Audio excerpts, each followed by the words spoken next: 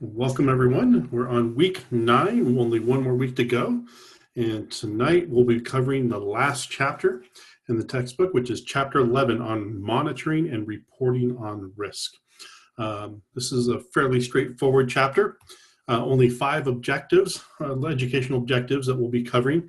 There's a little bit more detail, obviously, in some of these, the different sections, and we'll highlight what those most important things you should know. But going through the objectives tonight, describe the responsibilities and functions of an organization's board of directors in providing effective risk management oversight. Explain how organizational environment and internal control techniques support risk monitoring efforts. Explain how the responsibilities and functions of an internal audit differ from those of internal controls and how an internal audit provides support to an organization's risk monitoring efforts. Describe risk assurance methods that advise an organization of its risk management performance level, and finally identify the elements of effective risk management reports.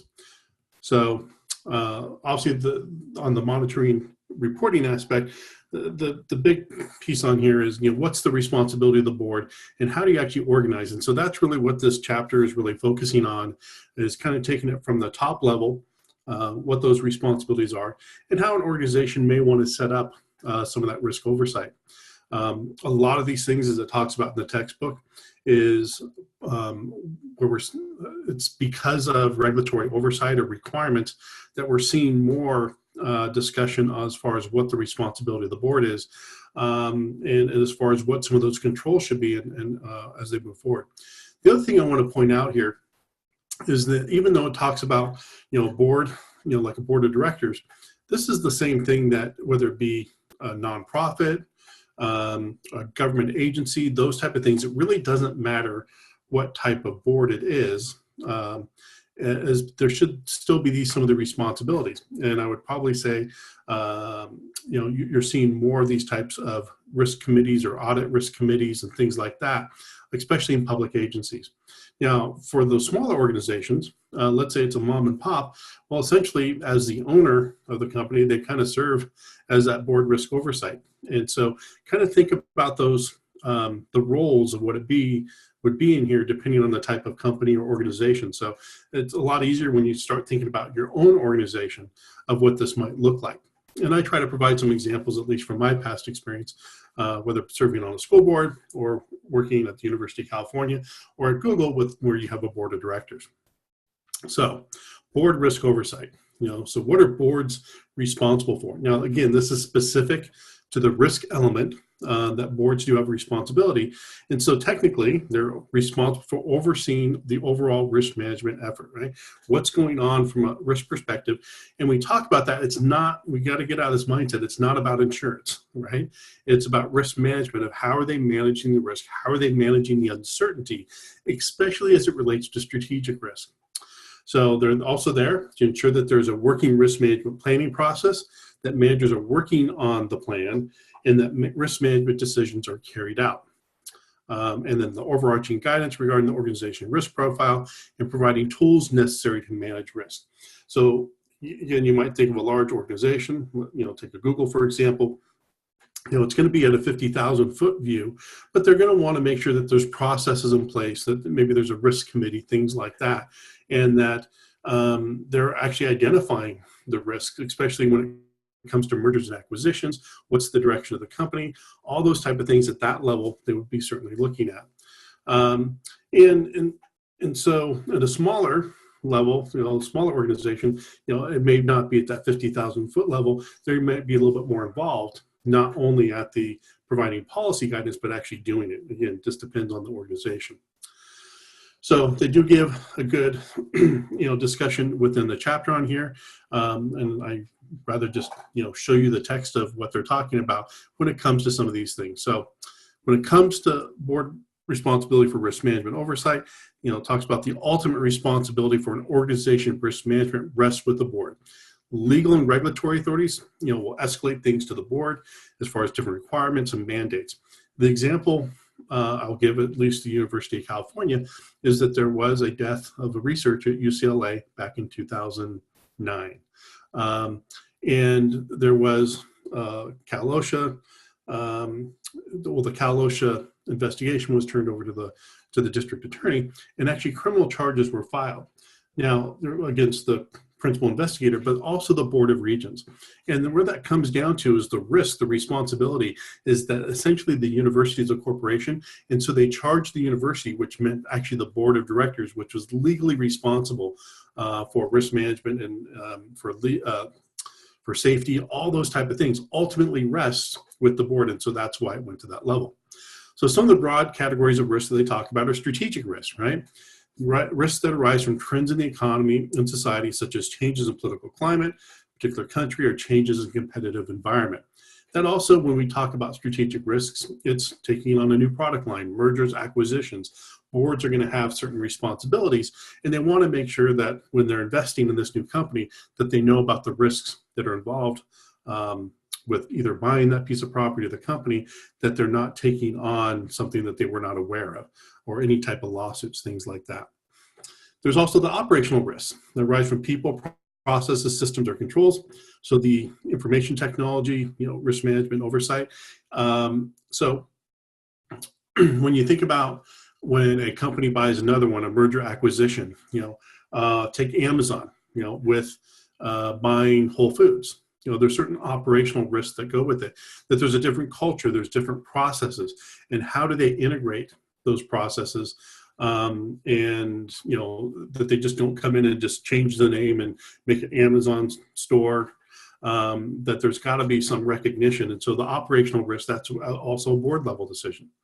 And then financial risks that can arise from the effect of market forces on financial assets or liabilities, changes in interest rates, prices, inputs, all those type of things would ultimately be some of the categories that the board would also oversee as part of the risk management oversight. Now, some of the things of why we see some of the board risk oversight, part of it's a regulatory response. So we saw Dodd-Frank, was part of that. SEC rule talks about 33989, Now, the good news, you're not going to have to memorize any of those of what the regulatory requirements are, but just understand that where some of the board responsibilities are coming from, it is coming from the regulatory bodies, and not only in the United States, but then also other countries that we're seeing some of that oversight. And then there might be some other non-governmental requirements. And so we see New York Stock Exchange, principles for board governance, Standard & Poor's. And so one of the criteria for credit, when it looks at credit risk, Standard & Poor's actually does an evaluation. And now they're looking at how an organization has implemented really enterprise risk management. So when I was with the University of California, Standard & Poor's, I'm trying to think what year, I think it was around 2009 or 10, had actually one of the first times was starting to look at the implementation and oversight of risk management within the organization. And based upon the program there, they actually called it out in the report that it was considered to be a credit strength. So we're seeing not only the regulatory part of it, but also non-government requirements. And again, from a credit standpoint, credit worthiness, some of those other organizations are starting to look at that. Then also from a reporting standpoint, we're going to talk more about this a little bit later on of where does risk report up to? So they need to customize the risk management oversight its own needs. And so depending, you'll typically have a board of directors, again, obviously is the main part, but depending on the size of the organization, they may either have a special committee, they may have a risk committee or an audit committee that actually takes on the function of having like the risk manager report up through. So it doesn't necessarily report directly to the board, but it does through really a risk committee.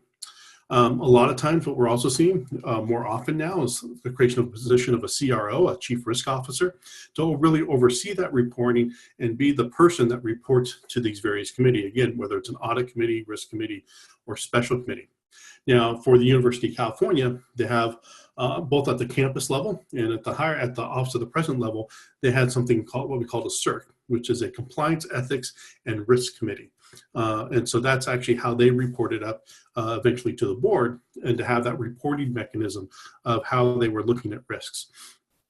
Now, we talk about ethics and risk, and as we go on through this chapter, we're going to talk a little bit about internal audit, because a lot of times in organizations, they're going to have a compliance group or internal audit and compliance, and really those are two separate functions. but they're usually kind of tied together in certain ways. And also, where does risk fit in? And that's always been the challenge. And so as we kind of go through, we'll see some of the different organizational charts of what this might look like. So again, from the textbook, you're going to have your board at the overarching level.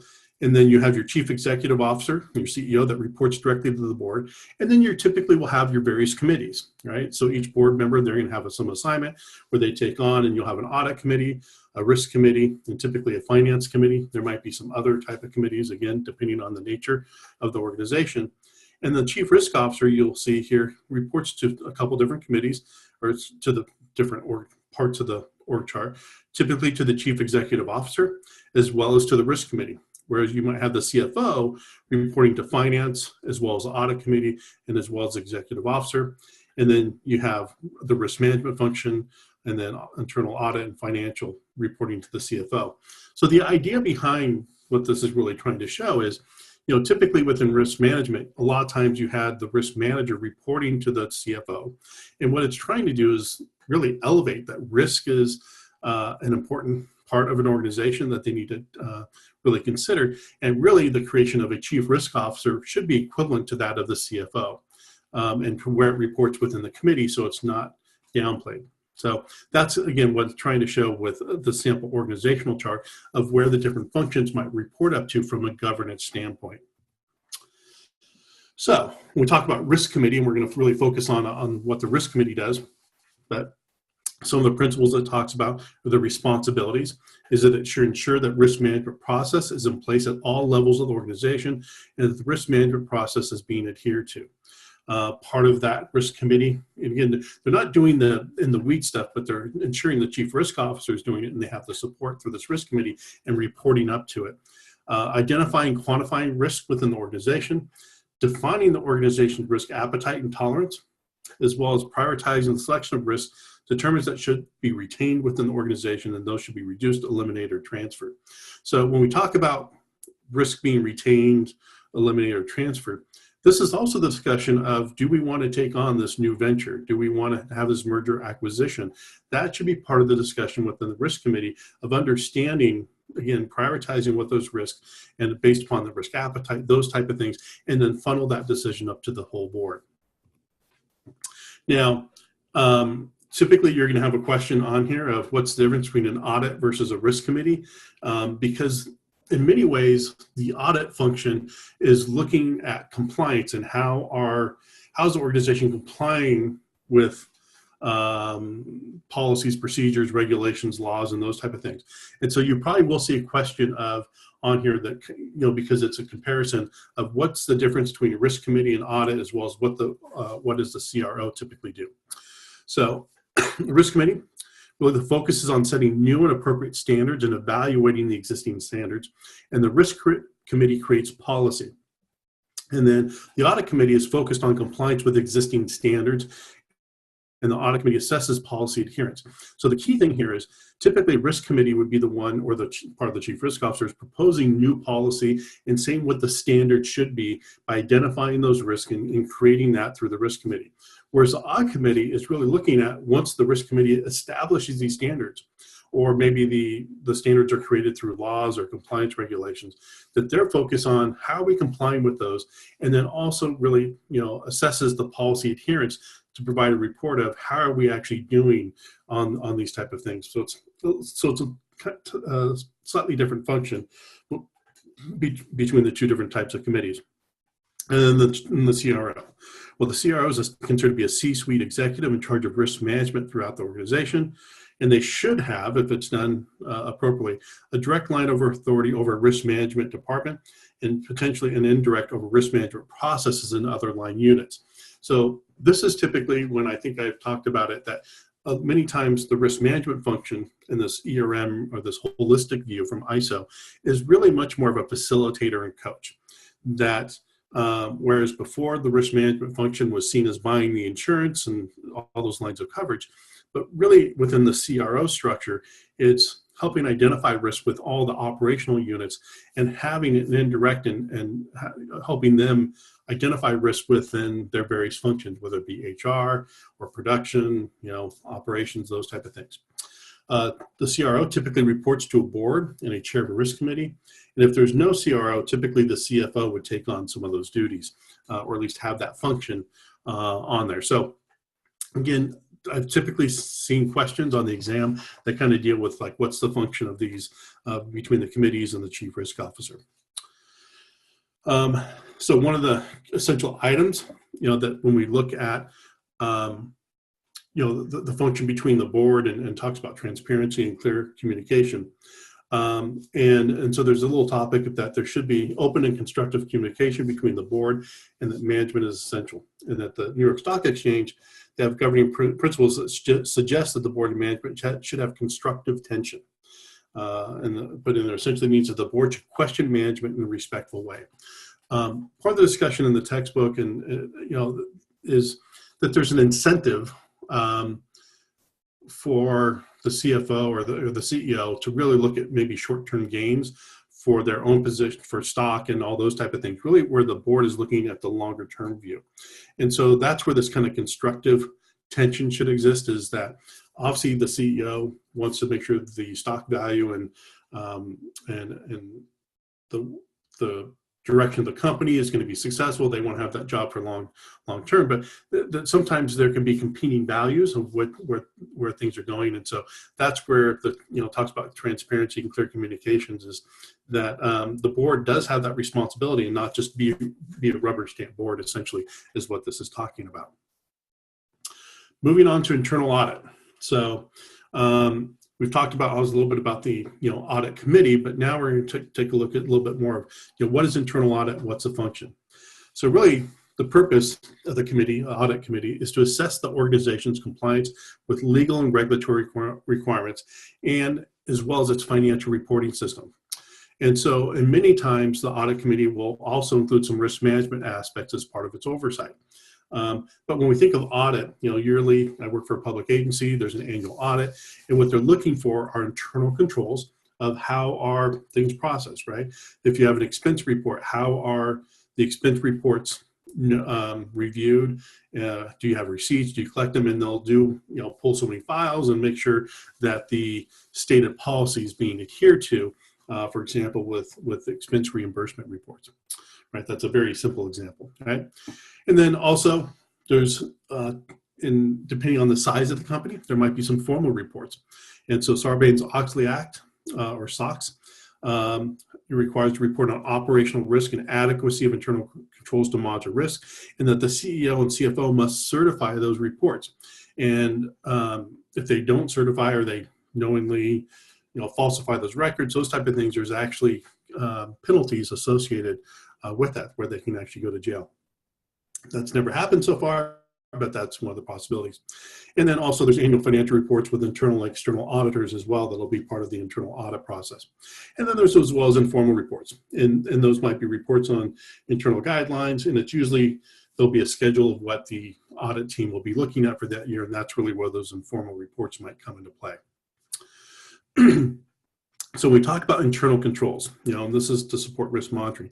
So what is an internal control? It's all the systems and processes that an organization uses to achieve operational goals, internal and external financial reporting goals, and legal and regulatory compliance goals. And really the purpose of internal controls is to maximize the effectiveness of the organization by providing a mechanism to define and monitor objectives. Okay, a lot of words in there. Really, when you think about internal controls, I'd like to use the example that I gave before of expense reports, because most of us have had to do an expense report of some time, and it requires receipts over maybe $75. You have to have a receipt for it, or things like that. Or another example is if you're collecting, and when I work in the grocery industry, when you count a till, or actually any retail environment, someone's going to count the money, the checker or the retail, the person, the cashier, and then it's going to be counted again by a bookkeeper, and then it's going to be probably put in say, and it may be counted again by a third person, or the other person takes it to the bank. The idea is that you have all these checks to identify where the potential of theft. What you don't want is a person that counts a cashier that is also the one that does the verification and takes it to the bank, because that leaves opportunities for waste, fraud, and abuse, essentially. And that's what a lot of internal controls are trying to check on. And so where you see embezzlement by companies and things like that, it's because they've lacked internal controls to put a check on to prevent those type of activities from occurring in the first place. So again, thinking of internal controls, think of those type of things, activities. We put policies and procedures in place to prevent waste, fraud, and abuse, and really what those internal controls are trying to make sure we do that, as well as making sure we're complying with regulations, saying we're doing the things the way the regulations say we should be doing those things as well. Now, the COSO group basically also has information on internal controls, and this is in the textbook. And they categorize internal controls into really 3 objectives. And I think this is helpful as well when you think about what an organization does. So the first one is effectiveness and efficiency of operations objectives, right? And so this is making sure, how do we go about our business? There can be quality standards, cost control, production levels. So all the different things of saying that if we're making widgets, what's our error rate, what's our quality control, that we need to have certain standards and making sure that we're meeting those standards. And doing all the SOPs, putting the SOPs in place to make sure that happen. And again, it talks in the last sentence, risks, looks at risks that might prevent an organization from achieving these objectives must be evaluated and monitored. And that's, again, effectiveness and efficiency. We don't want to have that kind of back to that waste, fraud, and abuse aspect. Then there's also reporting objectives that I'll look at. And so this is to ensure we produce accurate and effective financial reporting to outside parties. So our financial statements, when the quarterly earnings reports go out, all those type of things, ensuring that we're meeting the requirements set out by the regulatory agencies. And then the last one would be compliance objectives. And these arise because organizations are subject to numerous local, national, and international laws and regulations. And so, example it gives on the last sentence, environmental compliance reporting, as well as worker safety requirements. And so a lot of times EHS, the world that I typically lived in the past, really falls under those compliance objectives. And so all these internal controls are making sure people get are they getting trained properly? Are we providing personal protective equipment? Those type of things would come under those compliance objectives. Now, one other thing to keep in mind about COSO is that the COSO was originally by the controllers group and auditors. And so this is much more, when we look at the COSO standard, is driven much more by internal audit and compliance compared to ISO 31000, for example. So a little side note, won't be on the exam, but the purpose of internal controls from the COSO, we talked about effectiveness and efficiency of operations, reporting, and compliance objectives are purpose of the internal controls that they've outlined. Now, so we talked about that. Now the components of internal controls, and again, this is the COSO's 5 components. This is something you'd expect to see on the exam. And the first one, the very top is really the first one, the controlled environment. We're going to go through each one of these in a little more detail. Then, this is the continuous improvement loop, then risk assessment, information communication, control activities, and then finally monitoring. So let's talk a little bit more about each of these. Again, the textbook does a much better job of explaining these, so I think it's easier to look at the text of what they say about it. So the first component, control environment, really, and this component forms the basis for carrying out all the organization's other functions. The control environment establishes the lines of authority within the organization, individual and department responsibility, lines of reporting, accountability, ethics. So think of the control environment is what's your roles and responsibility? What is the culture of the organization that you're trying to set up? And so based upon that environment that you establish, that structure, that's really the foundation when it comes to the control environment. The next step is once we have that control environment established, we need to assess the risk. And so this helps define the manner in which the organization measures and manages risk. And so part of this is that depending on the level of the organization, they need to identify and quantify the risk, establish its risk appetite, choose the type of risk it wants to retain or diminish, as well as prioritize, and then determines how best to monitor some of those risks. Then once we know what our risks are, now we have to establish control activities, right? So those control activities are the actions that the organization takes to implement its objectives in accordance with its risk appetite. And they're the steps that organization takes to actively manage its risk. So kind of goes back to internal controls. When we talk about control activities, what are the policies and procedures we're going to have for counting money? What's our travel policy? What is, our quality control policy? What the expectations are of how we're going to ensure that we have quality products? All those are considered control activities. Next one, information and communication. So within the COSO framework, we need to make sure that appropriate information is given, disseminated within the organization and externally to stakeholders. So this can be both the reports that we may have, for SEC reporting, all those type of things, but then also internally, how do we make sure that managers and supervisors and all those that have operational responsibility have the information they need to be able to make decisions. And then lastly, monitoring. And monitoring activities measure compliance with the organization's objectives, and they ensure the objectives are being measured, ascertain whether the various internal controls or function is designed, and that helps identify needs to where we have to put more controls in place. So if we find out that, a good example might be if we, I'll use the expense reporting, because this is always something I think that everyone has to deal with, is that I've worked in some organizations where they've required, submitted my expense report, and then all of a sudden it gets kicked back because there's a missing receipt that's for $5, right? Or maybe it's a parking receipt. And then we go through this of identifying, find all this stuff. And so we end up quibbling the $5, which is kind of probably a de minimis amount. And we spend 20 hours trying to find this and spend $500 trying to find a receipt for $5. And so part of this can say, okay, the controls, what's the risk to the organization? We know that, we're following the process, but to what effect? That we're actually losing money, we're becoming less efficient. And so maybe we should look at some of the processes there. So it can identify those type of issues too when all these components are put into place, and that's where monitoring would play a role. So what are the responsibilities when we talk about internal controls? And really everyone has different responsibilities, and typically this is a question that you'll most likely see on the exam as well.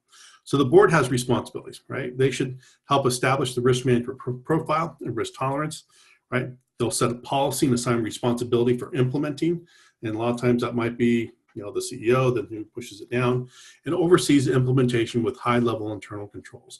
And so what they're looking for internal controls are the reports that come back to them that say, okay, did we get a report on how we're performing this type of function or those type of things.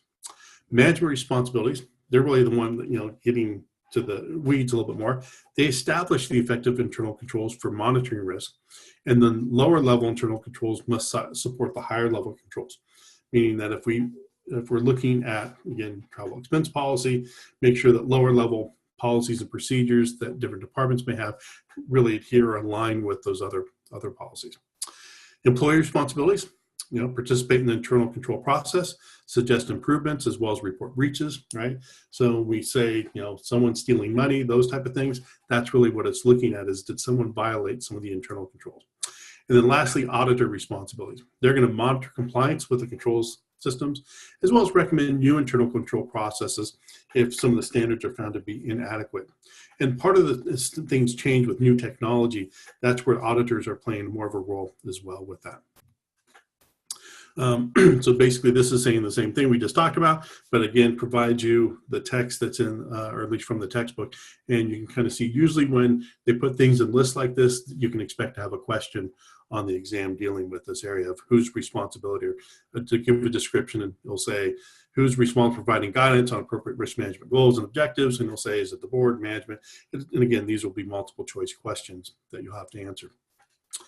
So when we look at internal control techniques, there's hard controls and soft controls, right? So a hard control is a tangible item that's easy to audit. So checklists, corporate policies, physical controls, those type of things. If you think about, again, looking at expense reports, looking at training records, we can go in, there's a file, there's something that we can see as part of that. So those are some of the hard controls that we looked at. But then there's also the soft controls. And this deals more with the corporate culture, right? Intangibles that deal with people's attitudes or beliefs. So as part of that, it might be looking at core values, ethics, risk management philosophy. And a lot of times those can be done through employee questionnaires or perception surveys, to kind of measure how people are feeling about the organization. Are benefits adequate? Those type of things. All those things play into some of the different techniques that we might look at. So there are some benefits and limitations when we look at how we monitor risk, right? So benefits, it can detect risk while still small and manageable. That's what our hope is hopefully we catch it early. An effective system of risk assessment can build internal control systems to help identify emerging risks, right? If we have these controls in place, hopefully it'll help us identify some of those risks that might be coming down the pipe. But it does have its limitations, right? Can I identify every risk in existence? I don't think anyone could. May not detect emerging risks before problems are created. And lastly, people tend to hide problems, and deliberate fraud and employee dishonesty are difficult to detect. The reality is that when controls are put in place, violating safety policies might be something to be there, but employee theft, that's usually the bigger issue. And people get pretty creative in trying to hide their misdeeds. And so as much as you can do the monitoring and audits, it's not going to catch everything.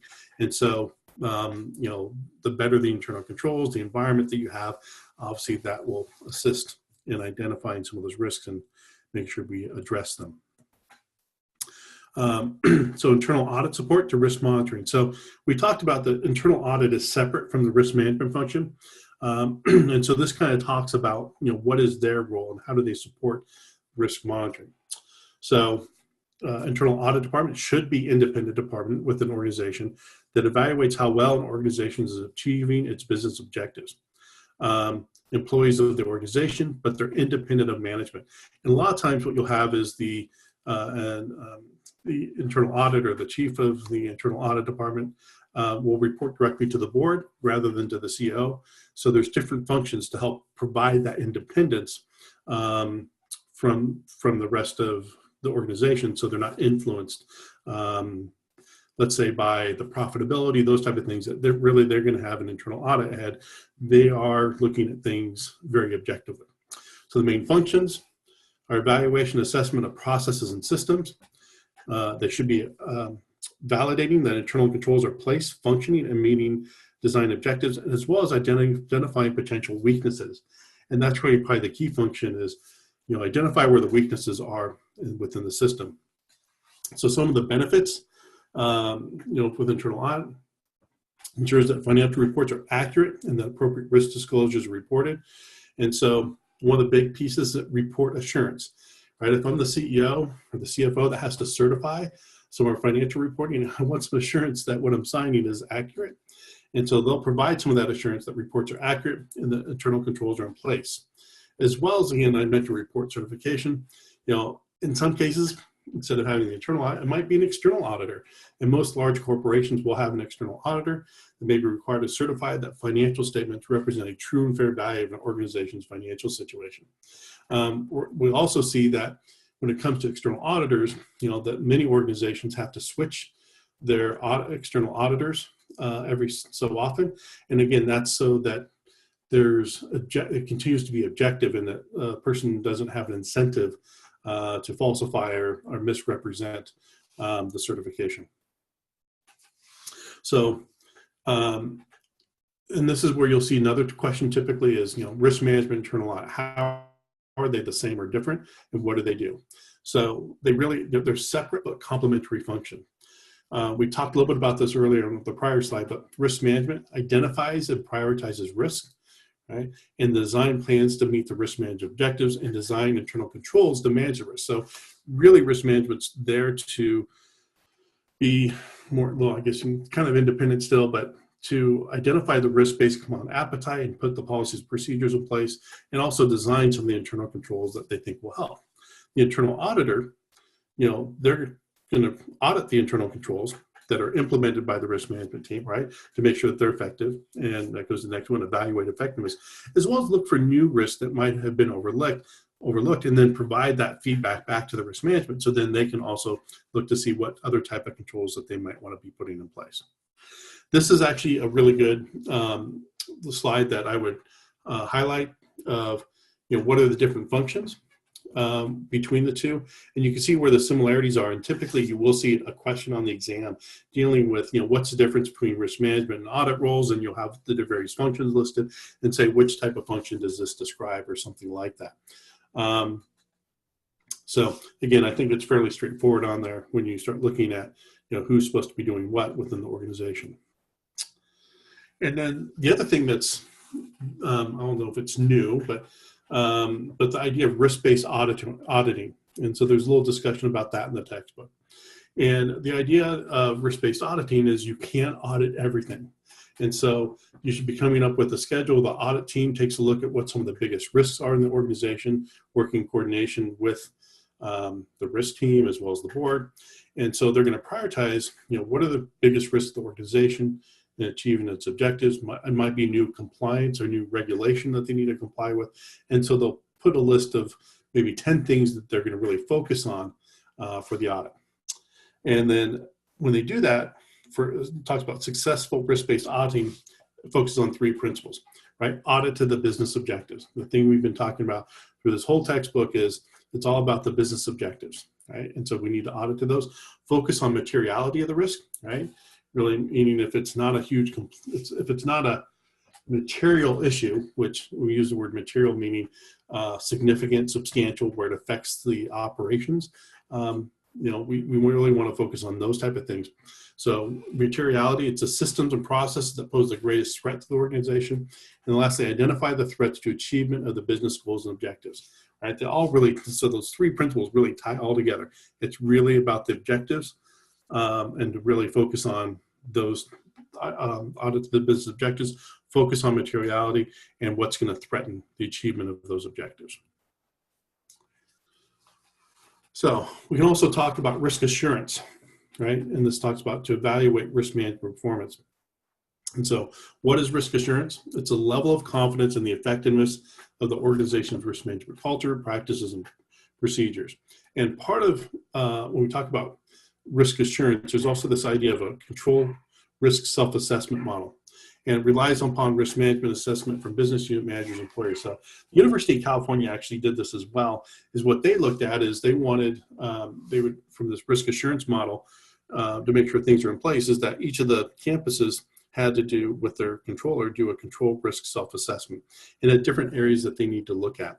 And so that way they had a little bit, more high reliability of assurance that it's really a self-check that the organization at the campus level is meeting the objectives, and they're able to identify those risks, and then eventually again do somewhat of an audit, even on that control risk self-assessment, to make sure they're getting those items. So we talk about risk assurance. A high level of risk assurance gives an organizations these characteristics, and so again, this is something bullet points where you typically see a question on the exam. So some of the characteristics of an organization that has a high level of risk assurance: the board of directors is certain that key risks that could affect the organization's successful attainment of goals and objectives have been properly identified, quantified, prioritized, and managed. Managers have implemented a system of effective risk management controls, and they have an effective risk management monitoring system in place. Risk reporting systems are provided up to management chain, and then a culture of risk management prevails within the organization. Internally, employees recognize this culture, and externally, customers, suppliers, lenders, and shareholders are aware of the organization's risk management culture as well. So again, risk assurance, it's the idea of that basically it's kind of like doing the right thing, I guess is another way to look at it, at all levels of the organization, and that you can trust what the organization is reporting on is fair and accurate. So some of the sources, when you look at risk management within the organization, policies and procedures documentation, right? It talks about include safety manual, training plans, disaster recovery. So the idea, does the organization have policies and procedures in place that address what someone would think the risk would be for the organization?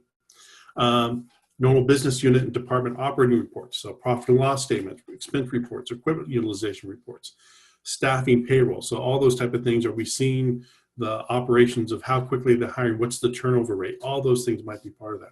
The internal audit reports of operations would be part of that. And then lastly, risk management reports and documentation. So business continuity plans, strategic planning documents, all those things that give risk assurance that really are the processes in place, and there's documents that show that the organization is actively looking at its risk. And so that's, again, where these risk assurance sources can be identified. We talked a little bit about the control risk self-assessment prior, but more specifically, what is that? It's a process that involves managers to perform an annual self-audit of the risk assurance in their own area of responsibility. And so typically it'll be a questionnaire of how are they doing operations? Are they doing certain reviews?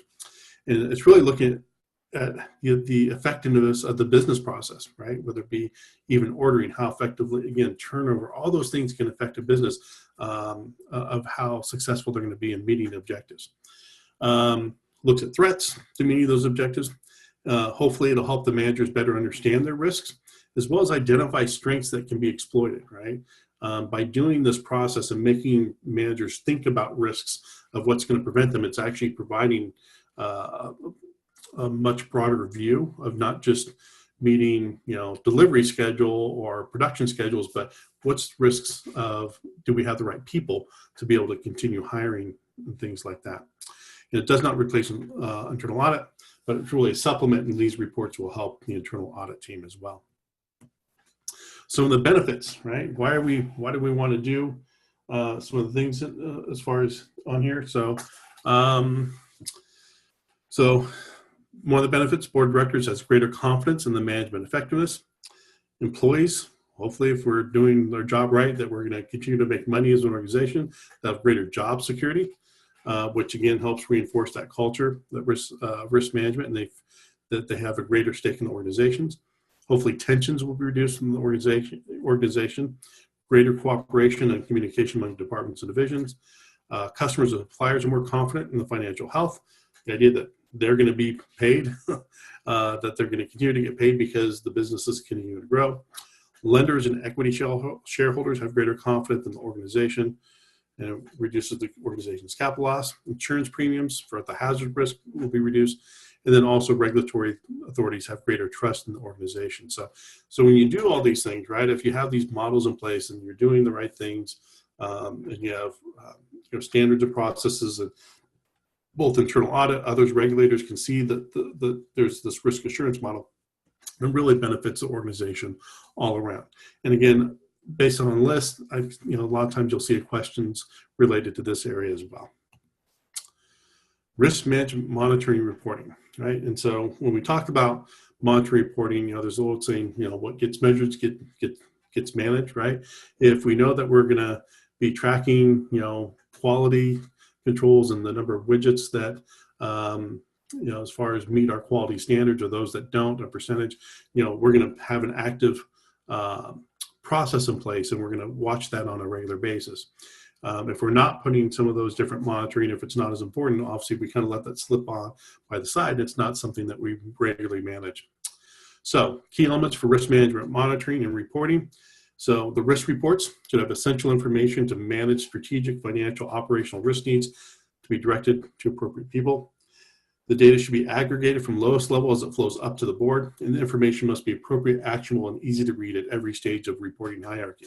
And so you're going to see some examples shortly of what we produced at the University of California as far as the ERM program. And it goes from, again, that lowest level of what's the information that people need at the various levels. It's all the same information, but from the same data sources, but is presented in a different way depending on at what level it was reviewed at. So reports include response plans. So some of the things that from risk reporting, response plans, financial reports, incident reports, right? When we look at the types of reports, the characteristics should focus on key risk indicators with objective measurements, should show trends, comparative measures, and compliance with standards, include, if possible, include both internal and external data. Really, the external data is more for benchmarking. When we do that, and then again, the functionality focused on business objectives. Everything we're talking about is how does it tie into the business objectives or the mission of the organization when we look at some of the reports. We talk about managing data, integrated versus silo reporting. One of the challenges that every organization has is that reports, the different departments produce their own reports, and the information is siloed. It's going to be reported a certain way. So it's, data should be integrated from other departments to show a complete picture of risk, but also should show how individual departments may be affected. And so again, it's really the aggregation. It's almost like a data warehousing. And that's the other operation when we talk about the chief risk officer, is all these different teams, whether it be operations, will produce their reports that go up to management and risk management and HR and all that. But if there's a way to combine those to show one big picture between all the organizations, that will help better decision making. Then there's also quantitative versus qualitative data. The route is numbers are important, but they need to be explained. And that's really the key factor within there. So some of the best concepts of report formats, if the capability to drill down, allow users to view data at increasing levels of detail. So you start at a high level, and again, I'll show some examples of this here shortly.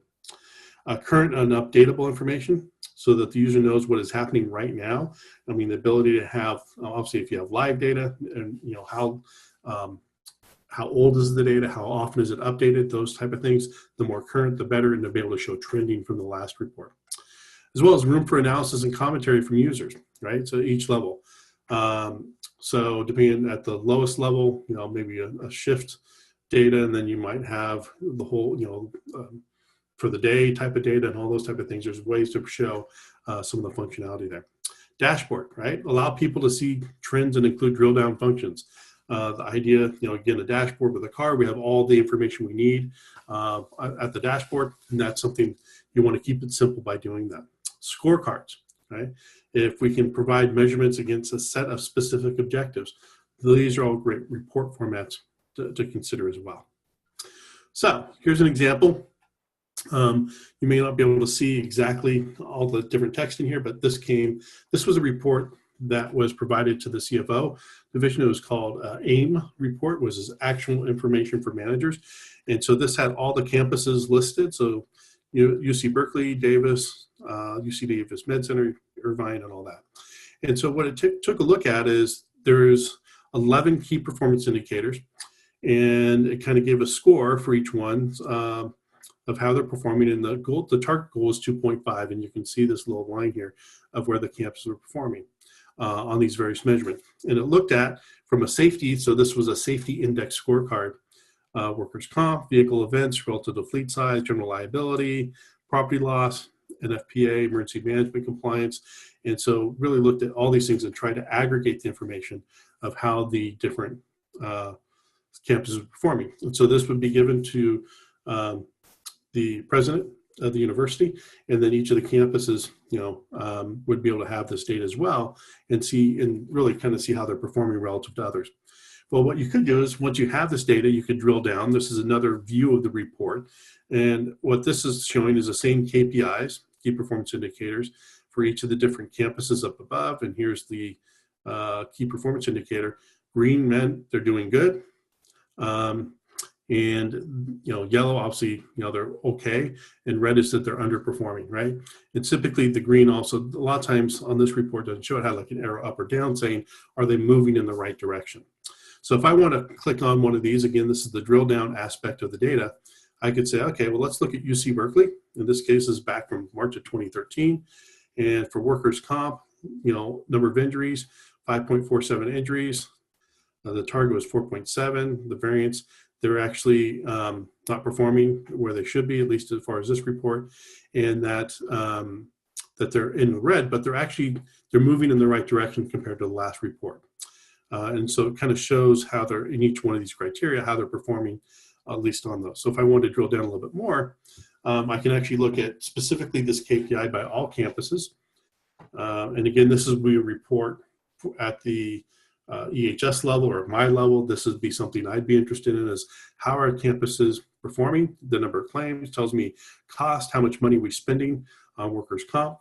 This is ours, so don't be scared about that one. But as of this report date, the campus had spent about $29 million on workman's comp, and we'd experienced about over 4,890 injuries. Again, 200,000 employees, so it gives you an idea of what that would look like. But again, and what I could do is then drill down on the data and say, okay, I want to see how am I trending. So This case, this is Office of the President data. And so very low injuries, about 2 injuries for every 100 full time. And we could see the trend over the years, and also how I compared to the medical center average, the enterprise, which combined the both, as well as the campus average. Again, this is information, at a drill down level. At the same time, I could drill down even more and let's look at the campuses and how many claims are coming by which department and what are the costs associated with those claims. So as you can see, there's a lot of data there. And then actually I can go down again to the housing and see, okay, what was the cause? Kitchen equipment, 22 claims, person. Usually that means like an other, food product, cooking, tools, all those type of things. So this allowed a great deal of digging down into data and provide information not only for the department level, but all the way down, at the individual department, like a housing and dining services, but all the way up to the board. So they could see this type of information as part of that. So we have covered chapter 11. A lot of information on there, but when you focus on what this chapter is really about, it's what is the role of the board is going to be a major focus, and what are the differences in responsibilities compared to internal audit and things like that. There will be some questions like regarding reporting and formats, or what's the best way. Probably one question, if that. But it's going to be looking at more of from an internal control standpoint, why do we have them in the COSO framework of what are some of the different reporting responsibilities and what we want to look at. So with that, we have covered all 11 chapters.